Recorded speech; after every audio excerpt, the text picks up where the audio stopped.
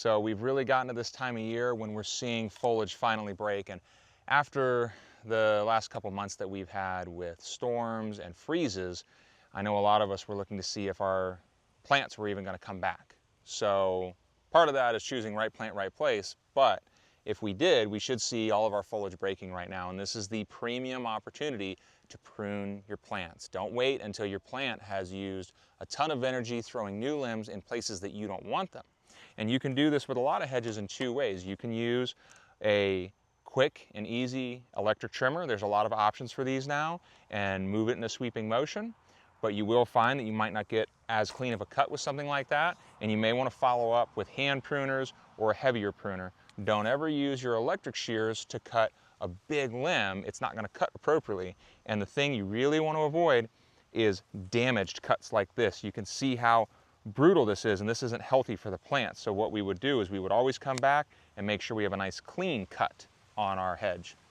So something else that happens this time of year is we're going to find, at least in my garden, that the weeds have gotten a bit out of control. It was a little too cold to come out here and do some weeding, and so I didn't, and now I have a bit of a mess to clean up. But I still have an opportunity to get ahead of these before we have foliage breaking like this on the weeds. So what we've done is I came in with a weed eater last weekend and I just knocked down the big stuff. And now I need to be more careful around the base of each plant so I don't damage them. So I'm going to start with just a traditional iron rake, and that's going to help me pull a lot of this big clumpy material out of here. But now I'm going to give you the secret weapon, and this is a stirrup hoe. And this will go just below the surface of the soil and cut the roots. So that way, once I've cleared the big debris out, that stirrup hoe is going to slice the roots below the soil, and on a nice sunny day, it will cook the roots and my weeds will be dead.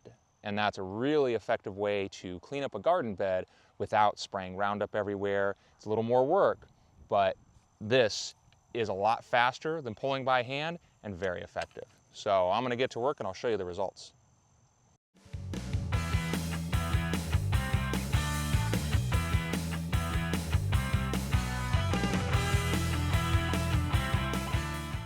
So now that I've removed the majority of the bulk of this grass out of here, I'm going to come back with the stirrup hoe, and this is what's going to do my cutting of the roots of those plants to ensure that they don't come back, and I'm weeding this again in another week. And you'll see this works right under the surface and cuts the weeds. And now a good sunny day, and all these weeds that were cut and are laying on the surface are going to dry up and die, and I'll have a nice weed-free bed, and I'll come back and mulch it.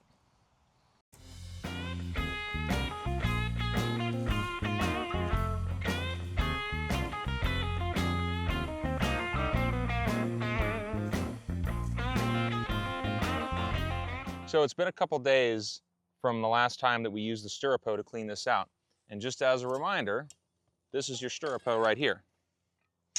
And this tool went just under the surface of the soil and cut the roots.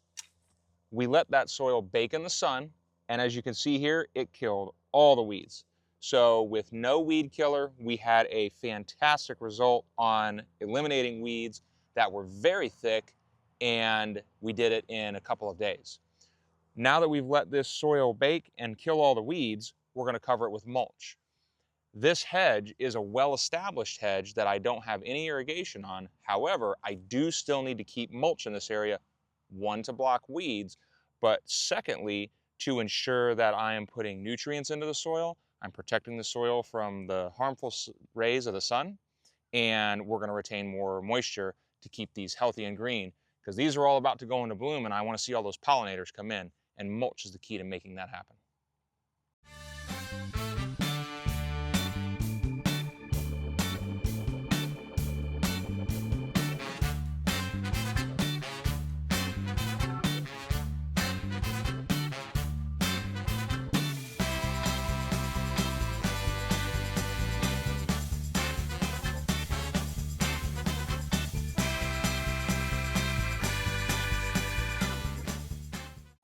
Now the last thing I want to show you on this hedge, we pruned this with electric shears, and I want to show you as a reminder, I came back on any of these that had not very clean cuts. They may have splintered or had bits that were hanging or were fractured, and I took a nice sharp pair of pruners and got a nice clean cut on every single one of these, and that's going to ensure to help keep out disease and keep my hedge looking clean and neat and not get a lot of ratty, nasty material in it.